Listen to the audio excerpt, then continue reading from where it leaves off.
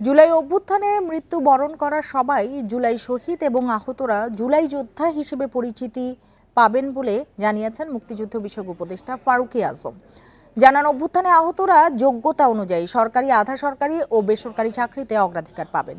দুপুরে ডিসি সম্মেলনের দ্বিতীয় দিন উপদেষ্টা আরও বলেন, এ মাসের মধ্যেই জুলাই অধিদপ্তর গঠন করা হবে। এ সময় ভুয়া মুক্তিযোদ্ধাদের দ্রুত চিহ্নিত করে আইনের আওতায় আনতে সুনির্দিষ্ট নির্দেশনা চান জেলা প্রশাসকরা। উপদেষ্টা জানান, জামুকার অধ্যাদেশ পরিবর্তন হচ্ছে, এরপরেই ভুয়া মুক্তিযোদ্ধাদের চিহ্নিত করে আইনের আওতায় আনা হবে। এদিকে টিআর কাবিখা প্রকল্পে বরাদ্দ নিবিড়ভাবে পর্যবেক্ষণের নির্দেশনা দেওয়া হয়েছে বলে জানান ফারুকী আজম। যথাযথভাবে যেন পুনর্বাসন কার্যক্রম চলে সে বিষয়েও নির্দেশনা দেওয়া হয়েছে।